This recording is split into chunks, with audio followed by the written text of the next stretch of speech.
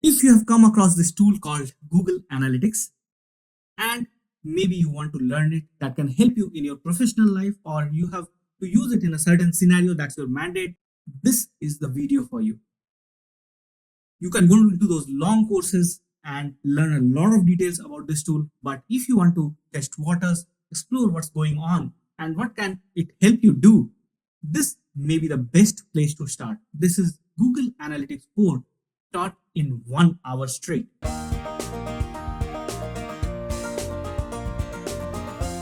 Welcome back, users, and how are you doing?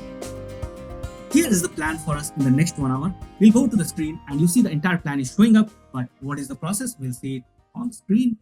And then we'll start with the first step, why Google Analytics. Many of you may have this question, or at least you would need some clarity into why should I even bother with this kind of a product, right? So that's the first step. We'll talk about that. Then we are going to go to what are the reports that you would find inside this tool. We'll look at some of the very important reports that can really help you get started with understanding what's going on with your website. So that's our second section. And then we'll go to the third part where we'll discuss how to install Google Analytics in an environment. Then once we are done with the nitty-gritties, we'll go to the next part where we'll discuss the custom reports. These are different from the first level of reports that we just discussed, because in custom reports, we'll see how to create reports that are fitting, that are suitable to your business. Okay, so that's the fourth step. And then in the next step, we are going to discuss a very, very important concept in Google Analytics that we call as events. Events are the component that runs the entire show for Google Analytics. And it's very important for us to understand it, how it conceptually works and how it works in terms of customizing it and then using it in some enhanced situation and advanced events and so on. Okay, so we'll talk about that. And then in the next part, we'll discuss some of those important admin settings that you can tinker around, you can work with to make your tool even better. And then finally, we'll talk about that once this 1 hour has been successfully completed, and if you are really interested to move forward, also if it is very important for you to move forward, what would be the next step from here? Okay, that's the plan for this 1 hour. And I think we have already lost a few minutes, so let's not wait for it. Let's get started. So first, we'll start with why Google Analytics. On the screen, I have this website. You can see it's an e-commerce website. But let's say I were to want to understand the performance of this website. What do we mean by performance? Performance means how many visitors come to the website, right? That could be one metric for the website. How many visitors do I get? It could be about from where do I get the visitors? Do I get them from, let's say, Google search? Do I get them from Facebook, social media, or do I get that from some other referral sites? I need to know that, right? I also may need to know what kind of money this website is making me, okay? And which products the users are buying the most, or are they going to this blog section, or are users returning to this website? Are these all new users, or are they enjoying what they have on the website? There are millions of questions you can ask about the performance of this website. And this is where Google Analytics plays a big role. It helps you measure the performance by measuring these questions that I told you. Okay, so the questions like what is the traffic, what is the source, is the retention of people, how much am I earning from this website, which pages get the most visit, okay, which products get the most visibility, what kind of button clicks am I getting, right? What are users searching on the website? How many users are visiting my website from a certain referral site? Okay, are my forms getting filled on the website? Do users check out my blog on the website? I can keep on posting questions like this, and all of these can be answered by one single tool, that is Google Analytics. So as soon as I put this tool behind this website, and there are ways to install it, once you have done that, this kind of metrics get reported periodically to your tool. You get it in form of reports, and those are the reports that you can analyze, and you can see where things are going great, where things are not going so great, and where things are going really, really bad. And you can then strategize with your marketing team on how to make this better, right? So this is a reporting tool that will give you the data, the important insights that you need to make such kind of a decision. And that's the reason Google Analytics is important. You can assume that you have already installed a Google Analytics account behind your website, and we'll go to that stage. Once it is installed, what kind of data is it giving us? Okay, then we'll see how to install it. Okay, so we'll go a step in a different way. We'll not install it now. First of all, we'll take a look at the reports. Okay, So first things first, what you can do is you can go to this reports section. All right. And in the reports section, there are so many reports, right? But then we'll follow a certain system over here. So the first step is to understand, as I told you, that you are here to measure the performance of your website, and the performance of the website is measured in first instance with the concept of traffic. How many users are visiting your website? Okay, so that kind of information you can get in this report snapshot, but we will go into slight detail and we'll go inside this acquisition section, and inside there you have got this overview report. So I'll open the overview report of acquisition, and here you'll get the information of the traffic. For example, you see this line over here. This is showing you the traffic on your website on certain days. For example, if I point it here on 13th of March, the number of users here on your website were 1859. That means 1859 users visited the website on 13th of March. Now, if the traffic is going up, that means like this, that means there is something right you're doing, and therefore more traffic is coming to your website. And if it is going down like this, that's not a good sign. If it is going up, that's a good sign. Not so much, right? And if it is going flat, again, you may want to do something about it. Next, you also have got a box or a card, what we call is as a card. This card has got details of a new users. You can see that the new users are also showing up in form of a line chart. Okay, and it's the same logic basically. So active users are all new users plus all returning users, isn't it? So that's the reason you see that data over here in two different cards. All right. Next, I want to give you an idea of this user acquisition table. You see that here the data is shown by the channels. Okay, so from which channel you are getting more visitors and from which channel you are not getting more visitors. For example, you see this organic search brings 12,000 total visitors to the website. Now, when I say organic search, it means Google's organic search, it means Bing organic search, and all those organic search listing sites that's out there. Okay, it's clubbed into one. If you want to see a different data, you want to specifically see what's happening with Google, then you need to click on this drop down and go to user source / medium. Okay, let's go there. And you see that Google's organic is now split over here. There is Baidu organic, this runs in China, right? And then there is Bing organic. So all of this summed up over here, here, and here, all of this summed up, we're showing as organic channel output data. But here, once you change it to source by medium, it gets split up.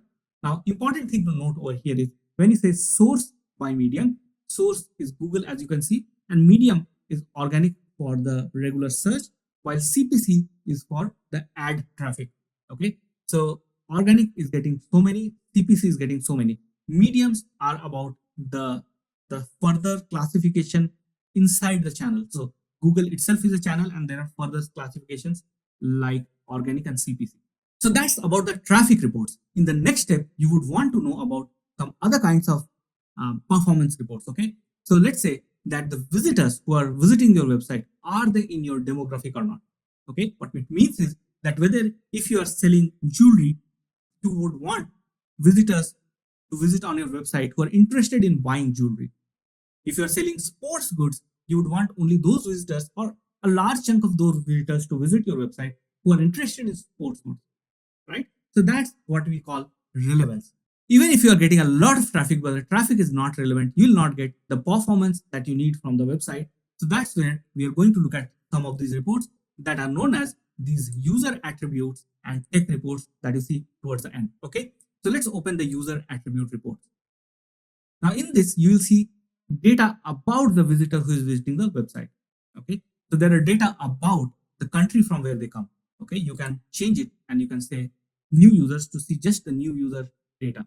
Or you can as well go to the next card and see the users by different cities where they're coming from. Okay, you can see users by gender, whether they're male or female. And this kind of report can help you if you have a very male-centric or female-centric product. If you have a company that makes shavings products, you would want more men to visit the website because they are the primary buyers of such a product. While similar like cosmetics and all those things, you would want more women to go to that website, right?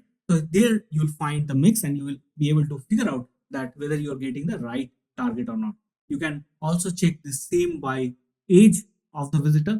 Now, very easily, age is going to be quite an important tool for you, because if you have products, let's say for people who are below 20 years of age or below 30 years of age, then you would want that kind of a data to show up here. While if you have a product that is more for geriatric people, old people, then you would want the 55, 60 years blocks to go up, and not so much for the 18 to 24, right?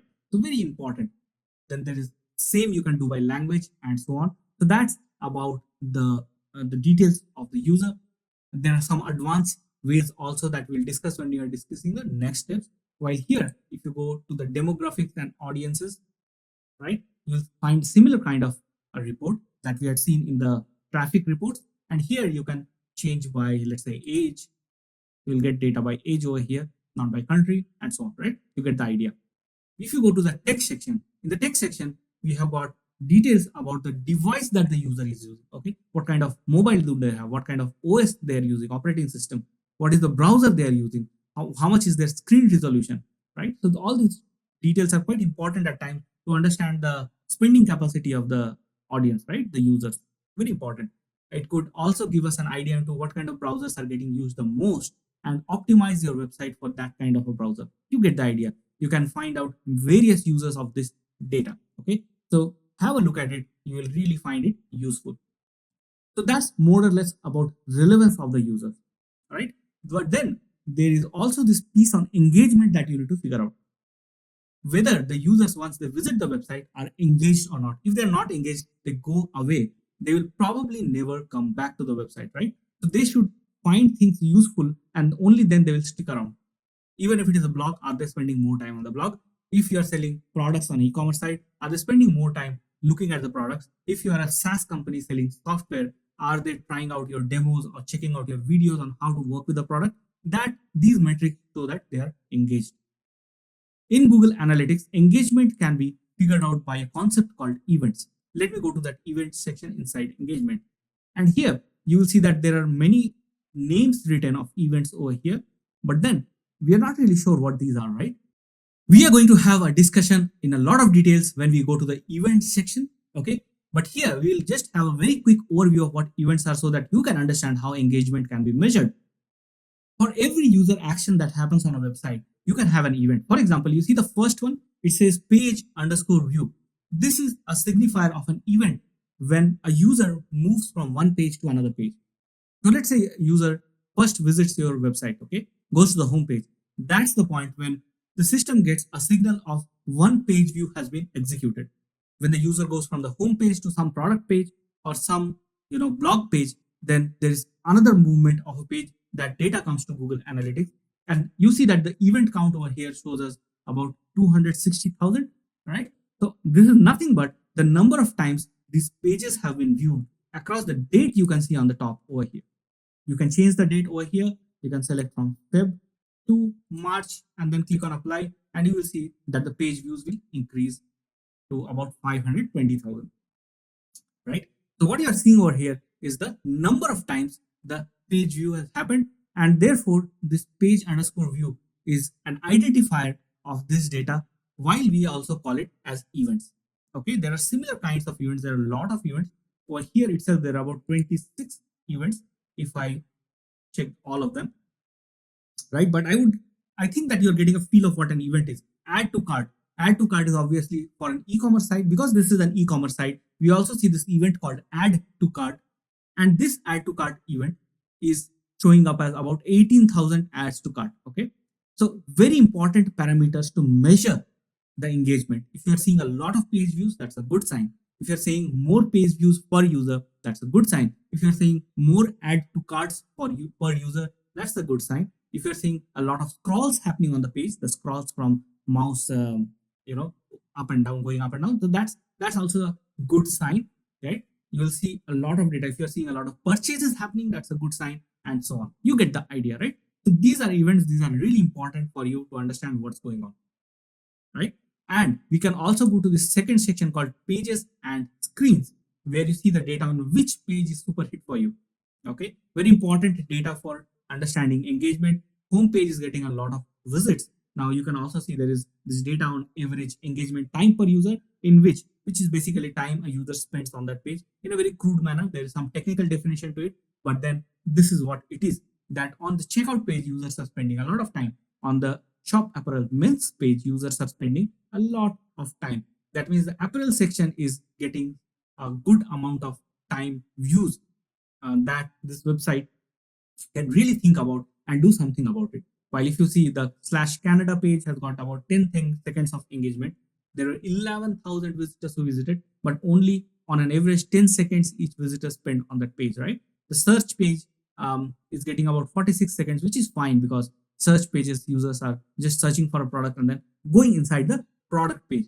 See how we can use these kind of reports, this kind of data to make sense of what is working on the website and what is not working.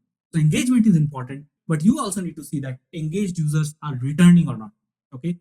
You don't want to spend marketing dollars every single time you have to get a new user to the website. You also should have some users who come all by themselves because they like what you're doing on the website. And that is also very, very crucial for your business. So therefore, there is a retention report over here. Okay, which tells you how frequently users return to your website and how many users return to your website. So here in the first block itself, in the first card, you see that the returning users are about 21,000, new users are about 102,000. Okay, so about total of 120,000 users in the period that we have selected in the date. About 20,000 are new returning users. Okay, therefore 21,000 returning visitors from 123,000 total visitors. That's about roughly 17% maybe or something like that. You get an idea. So this is where you understand what's going with your returning visitors, right? If you can increase it to more than 17%, let's say 25%, which means that it's a very, very healthy ratio. You have got new visitors, you are seeing visitors who are coming back over and over, and maybe you can increase to 30-35%, which is a really good sign. Okay, now there are many reports over here, but over here this report is quite important. You can get a lot of sense of what's going on. Now here what you're seeing is that whenever a user started the first day on the website, okay, whenever the user visited the website for the first time on the first day, after that on the next day and on the next days, there is 7 day, 10 day, 14, what is the probability percentage chance of that user to come back? Okay, so here if you see on day one you see 2.9% chance. Okay, so if there were 100 users who visited a website on a certain day, on the next day only 2.9%, roughly about 3 users revisited the website again. Rest 97 did not visit. Okay, I hope that you get the idea. And if you get to day 2, of those 100 users, only 1 user visited on day 2, and so on. It keeps on going down and down for a period of time. So if you were a successful business who were able to get a good retention on your website, your chart would look like this, right? You are seeing a drop, but then the rest of the users are visiting over and over again. Okay, so it dropped to let's say 30%, and then those 30% visitors did not drop so much because they have now become engaged to your website. Then there is this final piece that you are getting a good retention of users, but are they adding monetary value to your business or not? Or at least they are bringing in the engagement that you're looking for in terms of whatever goal you have on the website. Okay, your goal on the website could be filling up a form. Your goal on the website could be users reading the entire blog. Your goals on the website would be users checking out the entire video. Okay, or it could be e-commerce purchases. All those goals, whether they are getting met or not, right? That's the final stage. That's the ultimate thing. If you're able to achieve that, the purpose of this website is achieved for you. So even this can be done by using events. Okay, and there is this monetization report that is dedicated for e-commerce only. If I go to this report called e-commerce purchases, you see that I'm able to see for each of these products that are out there on this website, what kind of revenue am I earning from these products? Okay, how many times were they purchased? How many times were they added to cart? How many times were they viewed? Okay, very nice raw data for you to work with. Now, based on this, you can take decisions. You can say that the product that is not selling at all for me, I'll probably get rid of it, right? Over here, let's say. So I keep scrolling down, I see products that are not getting views, that are not getting added to carts. For example, this product, it got 110 views, only 27 added to carts, but no revenue, right? So maybe I'll take a decision to remove this from my bouquet of products. Okay, so this section is dedicated to e-commerce. You can go to the next report and see their purchase journey, which means that how are these users hopping from one one product to other, how many of them are viewing products, how many of them out of those who have viewed the products are adding the products to the cart, and so on. So it keeps on going down, but ultimately you would want to see that you're getting some decent number of purchases. That's the goal, right? So if you're an e-commerce company, this section can help you a lot. But then if you are looking at form fields or that kind of a thing, if you're looking at blog, read, and so on, you can still make use utilization of events. So let's see how to install Google Analytics on your website in the next step. Let's get started. On the screen, you'll see that I have got this website that says simpleshop.neil.live. Okay, this is my website. This is running in an environment and hosted in a particular product called Hostinger. So what we're going to do, we are going to install Google Analytics to this site. While right now it doesn't have any Google Analytics installation. Okay, so how do we do that? We go to the Analytics account. Okay, we'll go inside the admin, and here you'll find an option to create a new account. Let's open that. All right, now here you have to give the name of your account. I can say simple shop live. Okay, I go with that. You can leave this as default, give a name, property name. Again, it can be anything. I'm just giving something that will help me recall it. Okay, and then you can select your country. All these are fine. You can change the currency if you want to. These are not very important for our tutorial purpose, but we'll go ahead and select one of these. Go with other business activities, click on create, change this to India. That is your location. India is my location. All right, select this if you are going to work with GDPR, or you can remove it if you are not going to work with GDPR and click on I accept. Now in the next step, you have to create this something called data stream. We'll talk about this as we move forward. Let's go ahead and click on web because ours is a website. Therefore, I'll select web over here. Now here, I'll select HTTPS because mine is a secure site. You could see that in the simple shop, right? It's a secure site over here. Connection is secure. Therefore, HTTPS. And here I'll give the name simple shop.neil.live. Stream name you can give anything. I'll say stream simple shop web. All right, because there are other properties or data streams possible like simple shop mobile or Android or iOS. Therefore, I'll give a hyphen web over here and I'll click on create and continue.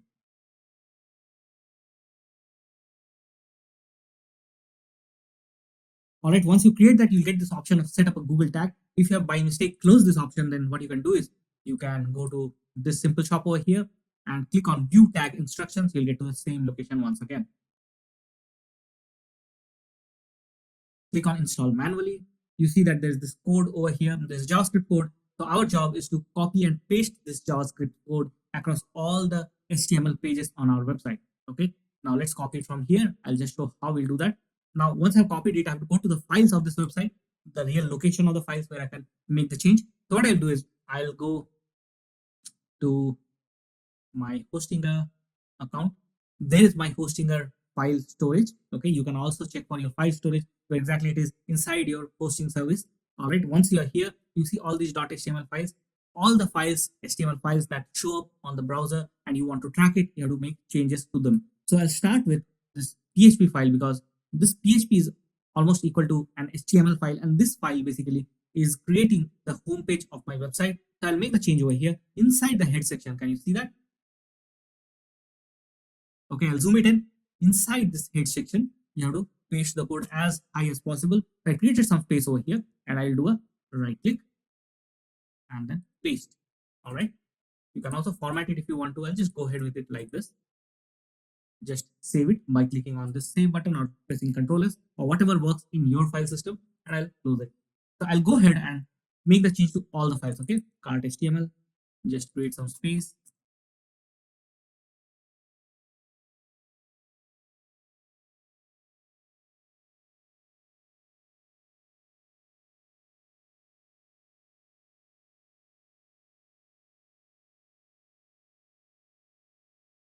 So I have individually made changes to 12 HTML files. One was PHP and another 11 HTML files. This could get cumbersome for you if you're working with large websites. So general idea is that you have to go ahead and open the JS file, okay, or wherever you are saving your JavaScript files.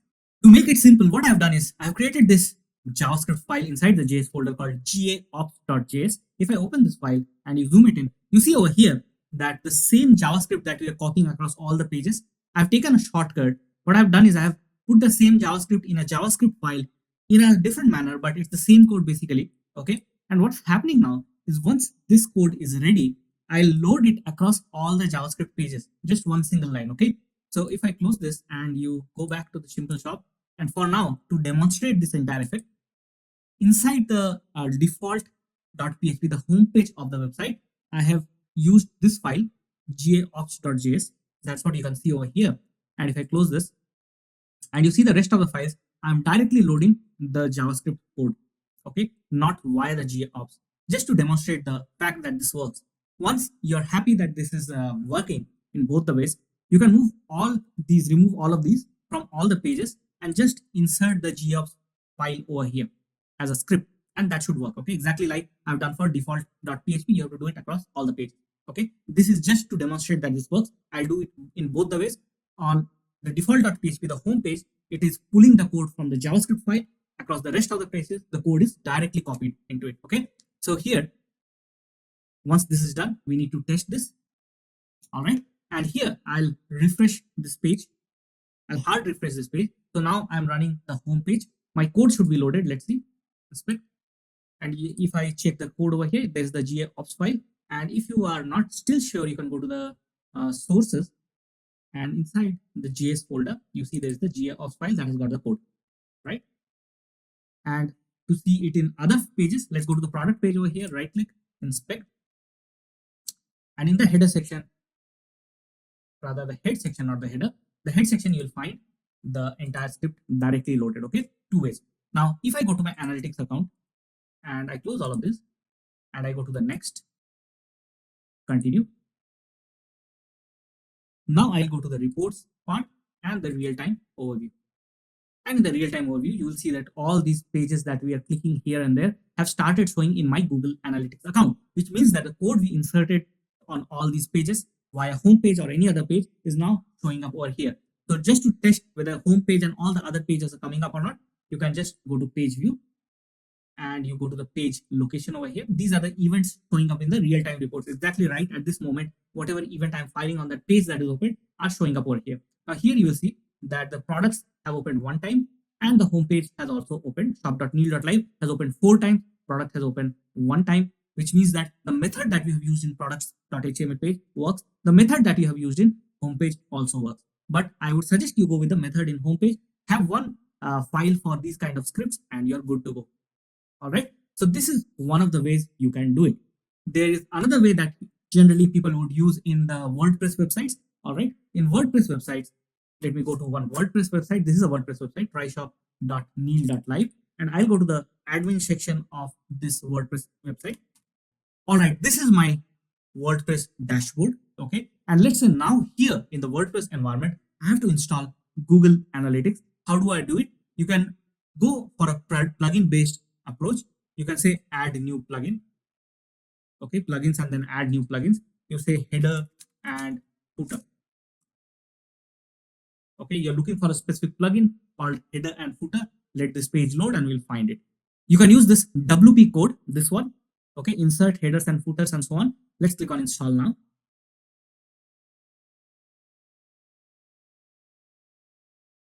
All right, click on activate. All right, so our product is installed. You'll have to go to code snippets over here. All right, and inside code snippets, you have to do all this installation of Google Analytics code as we had seen before. Okay, you go to the HTML section, create a new one.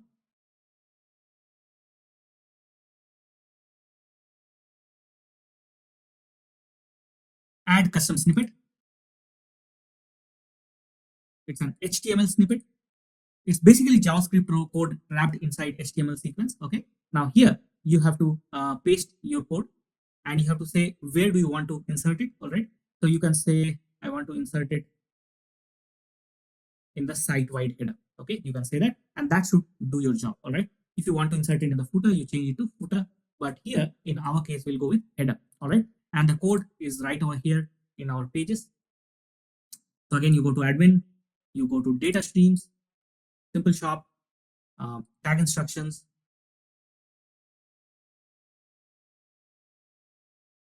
install manually, copy it from here, right click and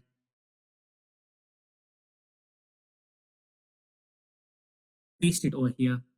Now you can save the snippet. Okay, just save it over here. All right, and then you can activate it and then click on update.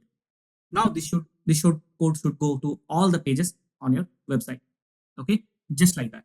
So this is how it works for WordPress. You can also use a very famous tool called Google Sitekit. This is also a very famous plugin that you can use, but there are many ways to do it in WordPress environment as well. So if you go to any other environment, the basic concept remains very simple and same across any platform in the world. Okay, all you have to do is find the head section that remains consistent for WordPress, or you go to any other platform, or you go to a custom built website. General HTML pages have this head section. Inside the head section, you need to paste this code, and once you're done pasting this code across all the pages, it will start working.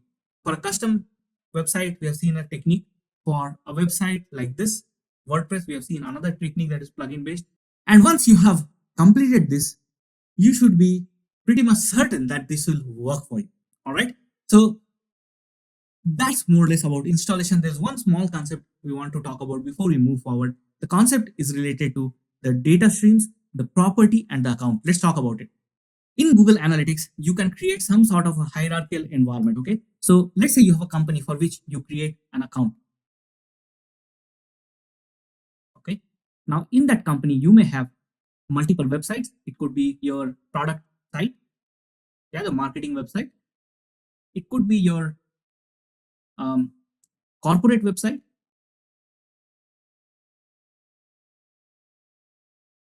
Right? There could be other websites like, let's say, help sites. So there are many options, right? Sometimes you may have all of these in one particular website, one domain, or you may have them in some different domains or some subdomains. So then generally the practice is that if you have a similar kind of environment, you may want to use more than one property. Okay, one property you give it to the product side or the marketing side, one property you give it to the corporate website, and so on, right? So therefore there is a provision for creating property. One account, multiple properties. You can also use properties in many different ways. For example, if you have a testing site, okay, where you're testing your Google Analytics implementation, where your developers are testing the features of the website, you may want to have a Google Analytics running on the test website so that you can see if your whatever implementation you are doing is working in the test environment or not. Therefore, you avoid contaminating the main website's main data in the main Google Analytics account, because that's permanent, right? You'll have hard time deleting that kind of a data. So better test everything, all the changes, all the mistakes in the test environment, and only then you can make it final in the live website. Okay. So even in such cases, you may want to have two different properties for doing that. Okay. So there are so many use cases, and inside each property, right, you have an option to create data streams. Data streams help you collect data from different sources. So for example, you have got a data stream for website because you have a website running on the internet. That's a source of data for you. You have got a data stream running behind a mobile app on Android because you have got an Android app, and that is also collecting data from the end users. Okay, so possibly that you have the same e-commerce site which has got products in the mobile app in iOS and an Android environment, and you have got the same set of products and same environment features in the website. All right, so all of them can be clubbed together, merged together into one single property where you can see it.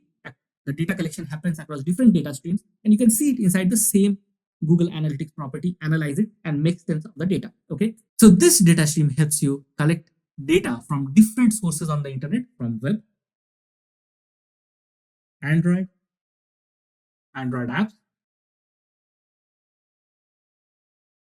and iOS app. Okay, so for this you have data streams. Every time you want to connect to a website or an app, you use a new data stream for doing that. All right, each data stream connects to one particular source.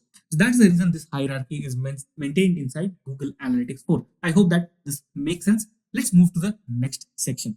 To go to the custom reports, you need to move from the report section and go to explore section. In the explore section, you have got all these options to create custom reports. All right, so many.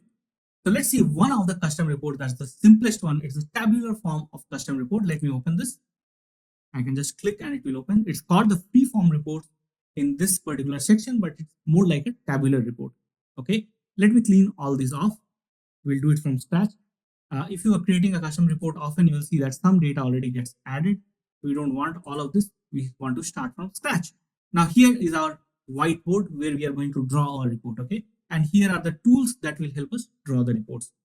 What you see in this settings is the settings that are existing at this point of time on this tab and what is leading to the creation of the report. So since there is nothing identified as a setting over here, you see a plain white whiteboard where nothing is there.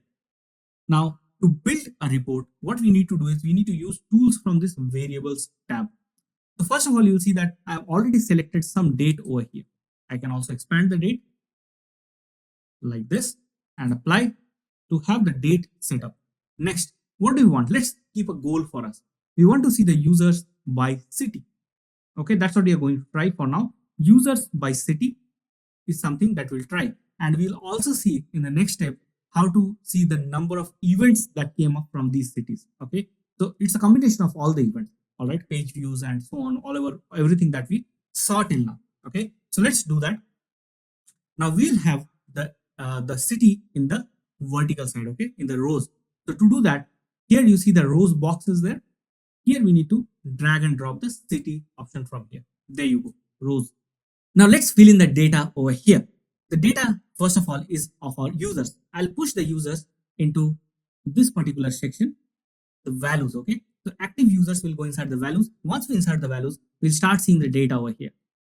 Take it from here, put it in values. There you go. Now you see about 11,000 users. Their city is not set.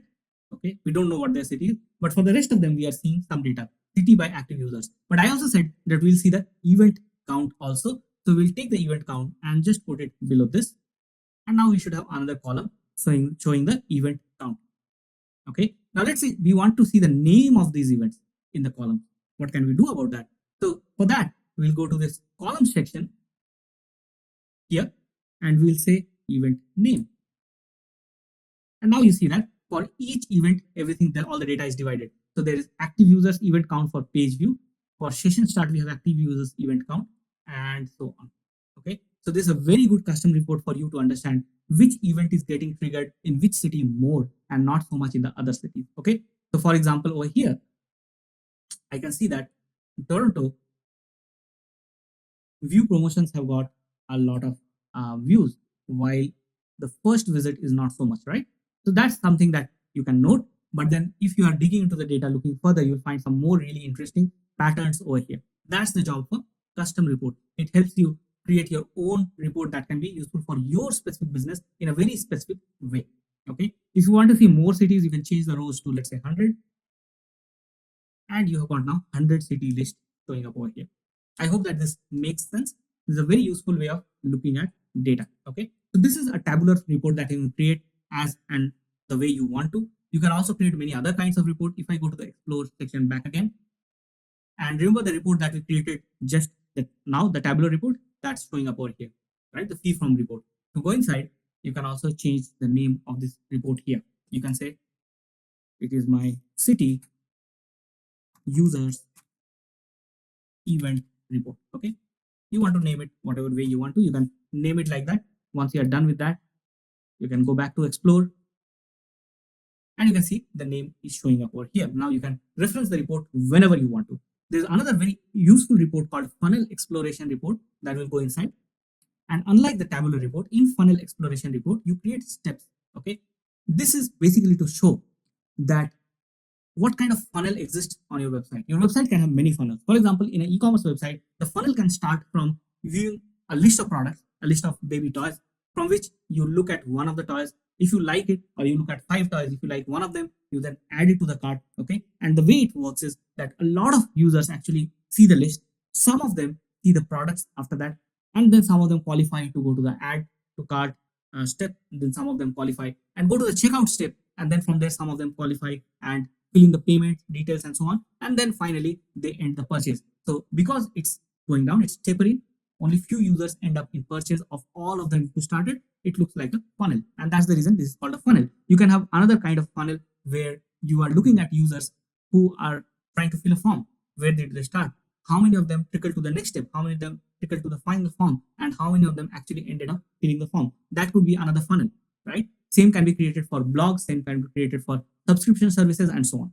So you have to define your own funnel, and then you have to insert your funnel steps over here. Okay, so I can always click on this edit and change the steps right over here. Okay, so for example, let's say first one visit is fine. In the second step, you don't want to have session start, but you want to have let's say how many users viewed your product. Okay, so you just say view product, and then here you do some qualification.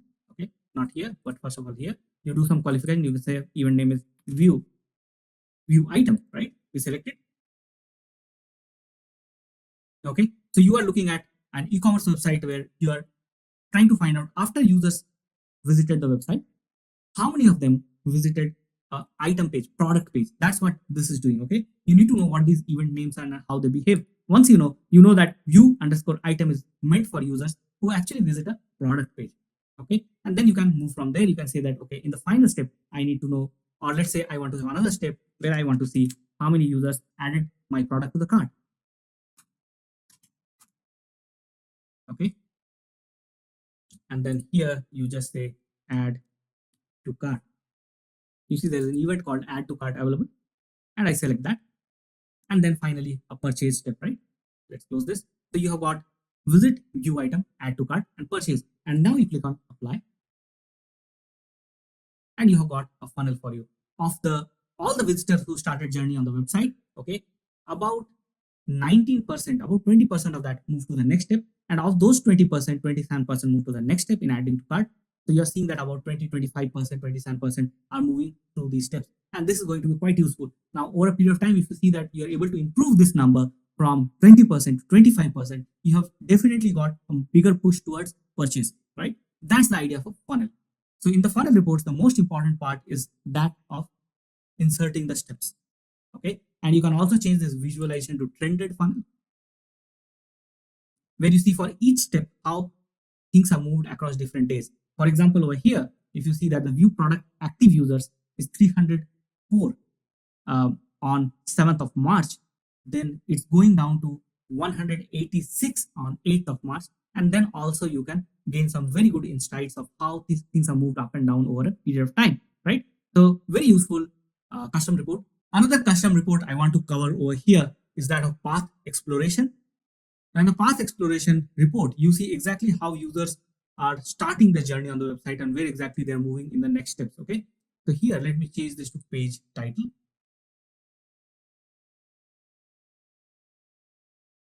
So you see about 65,000 visits happened. Of them, about 39,000 were on the home page itself, 5,300 on the Google Merch Shop page, and so on. Now you can click on home page and see where the users went from the home page to the next step. Okay, so rest of them, about 20,000, we don't know what happened.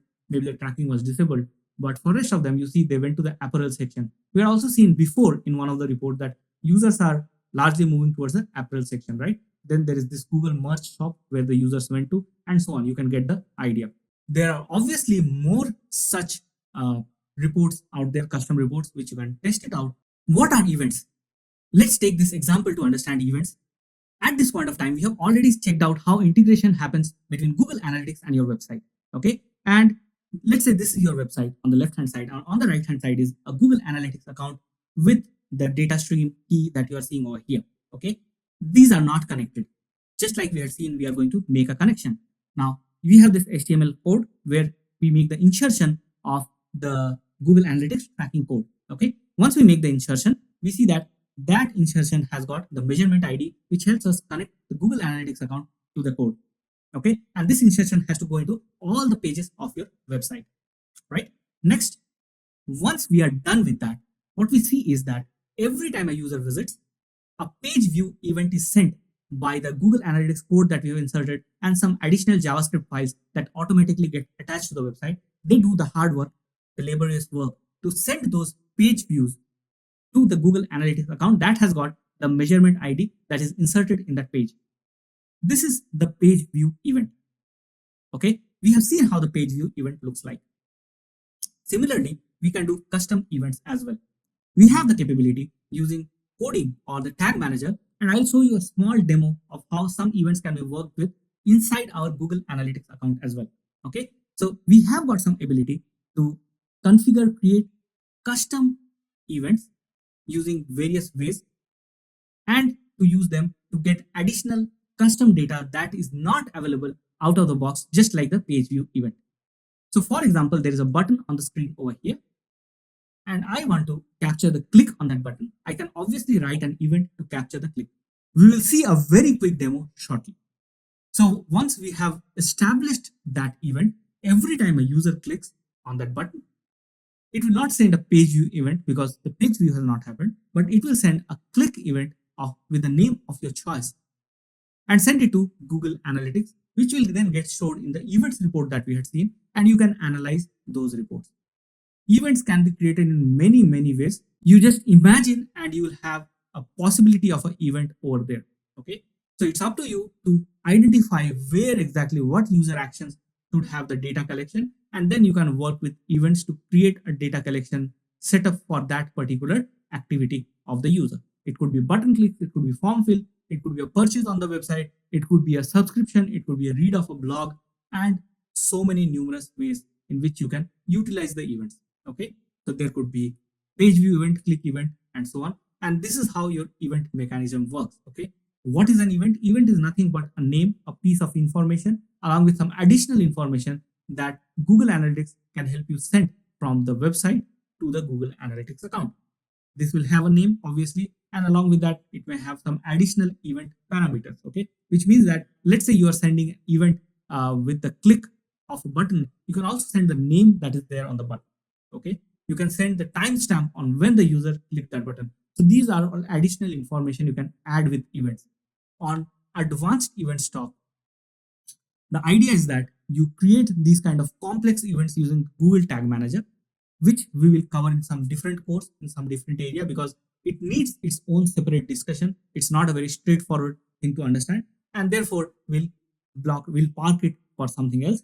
But you have to understand that this possibility is out there, and if it seems that your website can do well with a custom event, I would suggest please go ahead and explore how it can be done. Okay, so that's more or less about custom events. Let's check out in our account how these events can be created in a custom way. We'll see a very simple example inside Google Analytics. Although not much is available inside Google Analytics to configure as custom events, there are still some examples that we can look at. Now we are in a Google Analytics account that I own. Okay, and inside this, I can go to the admin section, and here you have got this option of data display, and there is events. You will open events over here. Here you have an option to create an event. Okay, let's open that, and let's click on create. You can give an event name. There's this click event name. To create a custom event, let's use the same account that we had created while installing Google Analytics. That is of this simple shop. Okay, so let me zoom this in, and then inside simple shop you have to go to admin, and inside admin you have to look for something called as events over here. Let's open events, and in the event section you can see there is an option to create an event. All right, so let's click on create event. Inside create event, you can create an event like this over here. Now you can give a custom name to your event. So let's say what I want to do is every time the user, okay, on this website, every time a user goes to the cart page, or let's say the track order page, okay, order tracking page, every time a user goes to order tracking page, I will try to measure that as an event. I want to capture that as an event that user has visited the order tracking. It could be an important parameter for me. So what I'm going to do in the parameters, I will look for page location. Okay, that's my page location, and page location is nothing but it's the URL of the page that you're trying to locate. Okay? So this is my entire page location.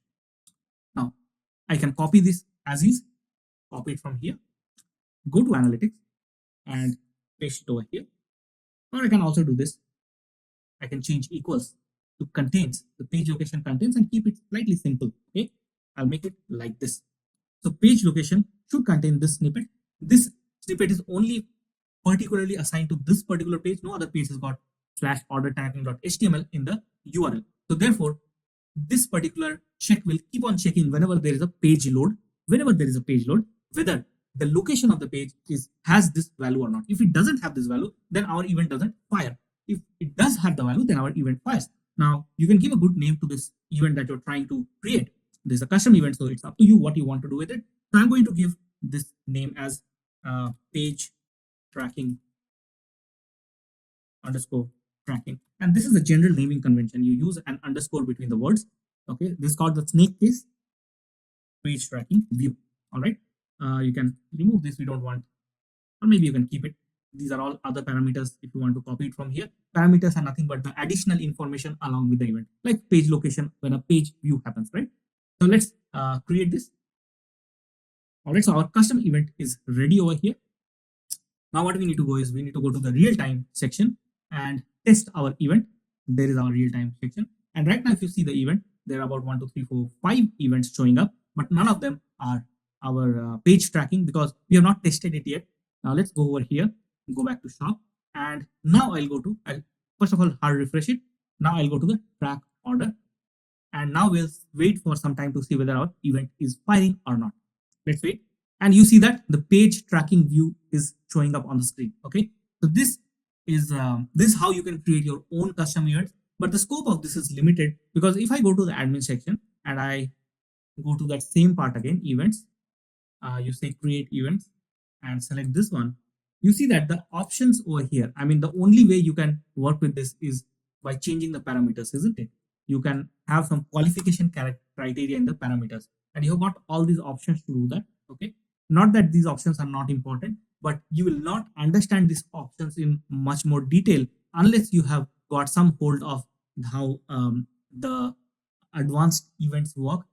While we are discussing events, it is important for us to check out this class of event that is available out of the box inside Google Analytics, but you can do a bit of configuration here and there for these kind of events. Okay, let's check out what customization we can do here. Inside admin, you need to go to this data collection and modification, inside which you will find data streams. Let's open data streams and open this particular data stream, the one that you are running.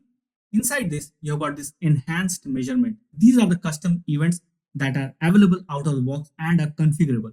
Okay, so let's click on this particular icon over here, and you will see that all these are events.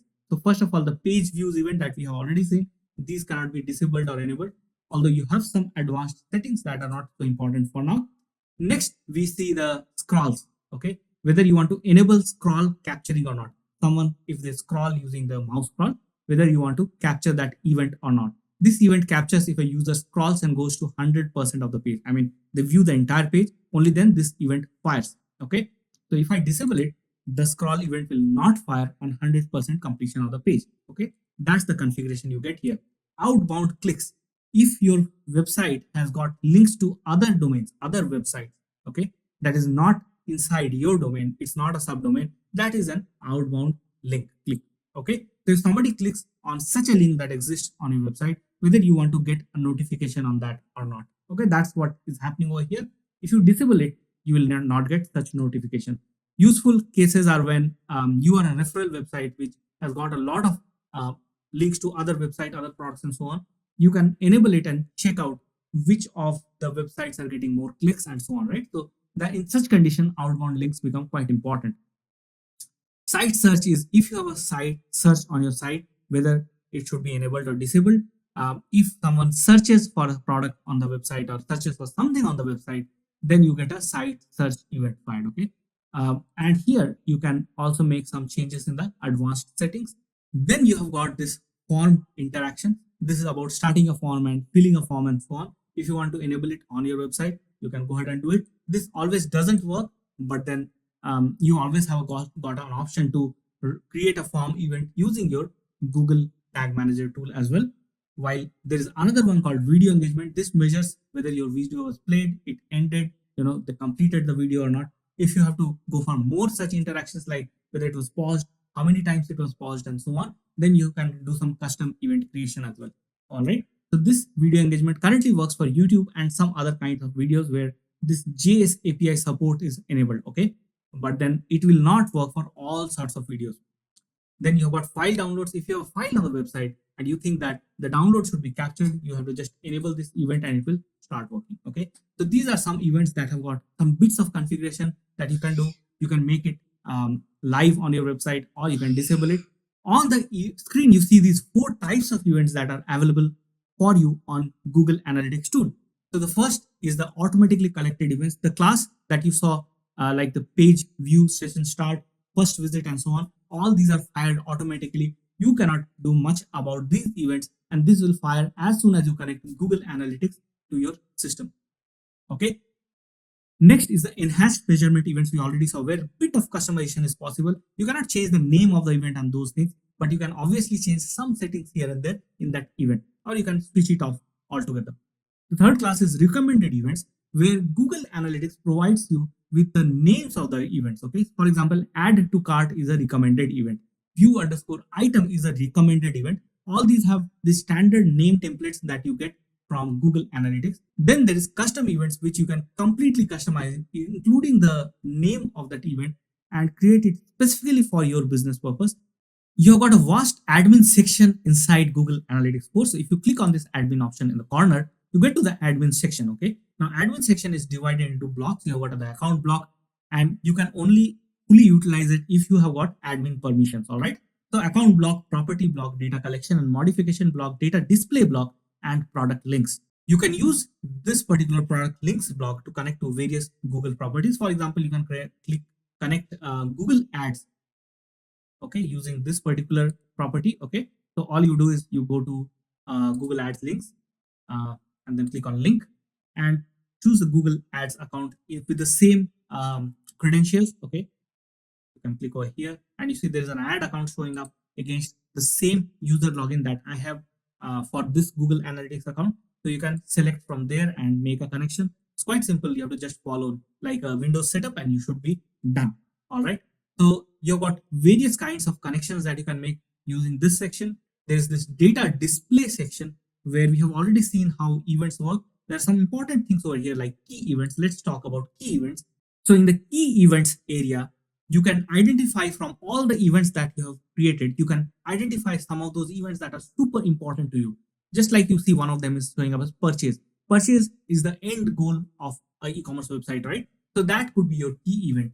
Go to that events section where you have got all the events in the admin area. Okay.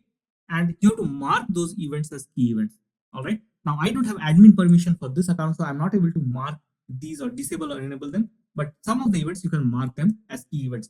See this one over here, add to cart. You see that the event marked as key event is switched on. Okay.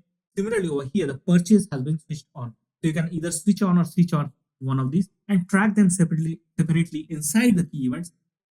In the data collection block over here, you have got options for data stream. You have already seen that. You can see something like a data retention option. This is quite important. Now, what happens is that Google Analytics keeps the data for custom reports till a certain point of time. At this point, this is selected as 2 months. You can either have it for 14 months or 2 months. Okay. Similar is the user data, event data and user data. You can also save it for 14 months or 2 months. It's your wish. Okay. And save this. If it is for 2 months, let's say, if this is for 2 months, what happens is after 2 months, let's say today one event was data was collected. After 2 months, that event data that was collected will not be available for using inside the custom report section for your analysis. Okay. So you can keep it for 14 months and save it. Next, you have got some account details where you can make some small changes to your account. For example, you can change the name of your account. You can, accept the GDPR related data processing terms. You can go to the property details, and here you can change if you want to change from US dollars to you want to change it to INR or some other currency. You can do it over here. You can also change your time zone and so on, right? Now talking about the next steps, what can you do once you're happy with this 1 hour? You can go to the Google Tag Manager, study what this is all about. You can check out how these advanced feature works. Some of them are like custom dimensions, audiences, and so on. These are really advanced. How to collect event parameter data along with events, quite tricky. How to create those custom events outside Google Analytics, right? So the next step for you in this particular journey would be to understand how to overall customize a Google Analytics account for a particular business. All right, how to customize the data, how to customize reports in a very advanced way, how to take all this data to Data Studio, how to take it to BigQuery, right? How to implement the server side of Google Analytics data collection. Very, very advanced concepts. How to set up the consent mode inside your website using the Google Analytics and Google Tag Manager. Okay, quite tricky to understand. And all these names that I'm throwing right now, I'm just throwing it so that you can note it down for yourself and you can start exploring them one by one if it makes sense to you to go that deep into Google Analytics. So I hope that this entire 1 hour was fruitful to you, and now you have got some sort of a basic understanding of how to proceed with this topic. If that happens, then my job is done over here. I will close this video right now over here, and thank you for spending your 1 hour with me.